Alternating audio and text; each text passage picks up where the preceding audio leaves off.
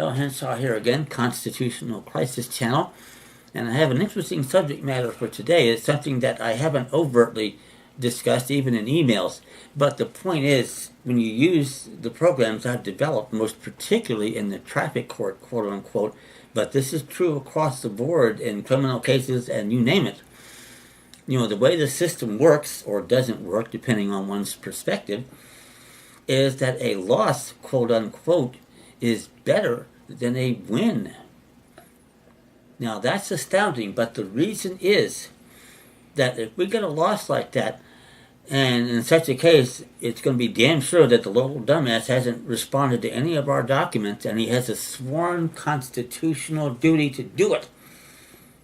And we can't proceed and have any kind of a meaningful and substantive hearing unless he does. We don't know where we are. We don't know what the hell the rules are. We don't know how to define the elements of the crime. How the hell can you possibly put on a defense like that? And by the way, for those of you who are interested, and here's a case that covers exactly this kind of subject, and it arose in a civil case, let alone criminal. Take a look at the opinion of the Supreme Court. The case is called Windsor v. McVeigh. Not that McVeigh. This is 100 years before Timothy McVeigh. Case is 93 U.S. 274. If you want a copy of this one, and I think I have this case annotated, send me an email at ccaspari@live.com. I'll be happy to send you one of those. And you can also request information for my document packets at the same time, which I'll be happy to send. I have a trial court packet and an appellate packet. And I'll be happy to send information and an exemplar of my work so you'll see what it is it looks like. But you go in there with all of these elements, and up until recently in California, you know, I've done nothing but walk out of traffic courts so quick it'd be the first case called, cases, you know, charges dismissed. And with my sweetie, I've been in there 4 times, and each time the traffic commissar and I had looked at each other and glared at each other. Because I'm so damn angry about what he's doing, and he responds in kind, except that I'm right and he's wrong.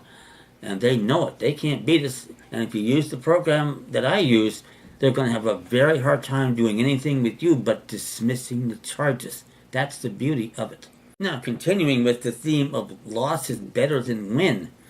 Because now, with the record set like it's going to be, and the record is all in your favor, they haven't put a damn thing in there, haven't challenged their documents, haven't responded to jurisdiction. That's how you get your case on the express train to the 90 farts, otherwise known as the U.S. Supreme Court. And yes, this actually has happened in real life. We have a case called Thompson v. Louisville for you people in Kentucky, 362 U.S. 199, that went directly from the Louisville Police Court to the Supreme Court of the United States in a case where the accused got convicted of loitering in a delicatessen while waiting for a bus. The problem with that was that there was no evidence in support of the conviction, which is exactly what you get in traffic courts because they can't prove it either. And the victim in this case has suffered something like a $20 or $30 fine. Now, to be sure, this was 1959, I believe, at a time when we had silver coins still in circulation, so you can do the math. That's probably a $300 fine in today's Federal Reserve notes. Don't get me started on that one in this video. But nevertheless, that kind of case gets there because at the time, Kentucky did not have provisions for any appeals in a criminal case of this type. So therefore, there were no remedies to exhaust. It went right from the police court to the Supreme Court of the United States. And we can do the same thing because the Supreme Court has also ruled that there's no right to an appeal in any criminal case. That's amazing, but they did it. The case is called McCain v. Durston, D-U-R-S-T-O-N, 153 U.S. 684.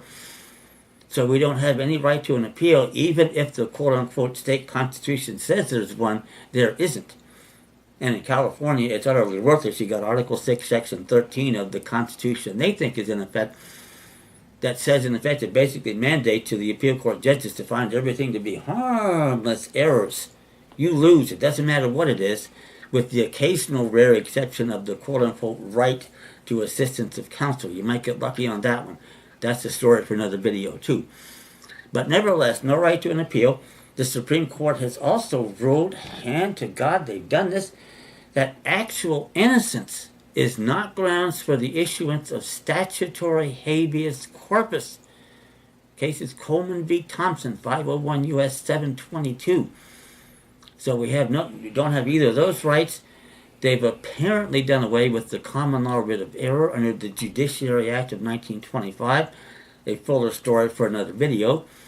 They've done away with the Federal Circuit Court jurisdiction, the Judiciary Act of 1911.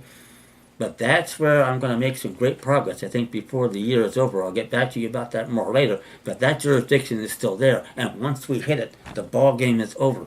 That's a judicial court. That's where we get our status and our rights recognized. And they're the ones that get thrown out of court summarily on their ass.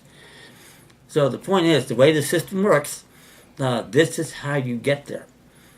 In fact, they had another case, by the way, a little later on than the Thompson case called Cohen v. California. This is C-O-H-E-N singular, not Cohen Brothers, but C-O-H-E-N from about 1971. I'll get you the site later, and you can request that case from me at my email site to ccaspari@live.com. And that was a case about a guy that went into a courtroom with a jacket during the height of the Vietnam War, and in effect said fuck the draft on it, and he got arrested, for being obscene and illegal and this, that, and the other, and got convicted.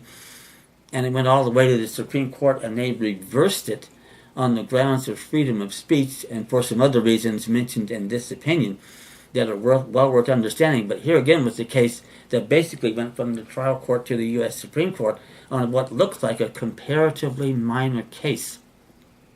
Now, in the Louisville case, the court said by Justice Hugo Black, which is one reason he's in my personal top 10, and he's in the personal top 10 of most other people's too. And he said, in effect, that yes, the issues that arise here appear to be small, with the amount of the fine and so forth, but the legal issues themselves are in effect monumental. He didn't use exactly that language. And that's why this court took the case, even for like a $20 fine. Then we can make the same argument, and we do even better, because the way I do it, when our case gets there, now the Supreme Court does not have any discretion to deny it. Because we're not going to be on the appellate side. That's a video for another day. But trust me, we're going to go there on the side of the court where they have a constitutional duty to do that. And as I said with the quote earlier from Cohen's v. Virginia, now we get the case there, and we get it into the right court with the right questions and the right status. And now we're going to get either some meaningful and substantive relief, or they're going to have to declare that the Constitution no longer exists. And I don't think that they will do that. Not even Ruth Bader Ginsburg will do that. So that's where we are at present. I'll have much more to say about this on the next video. Thank you.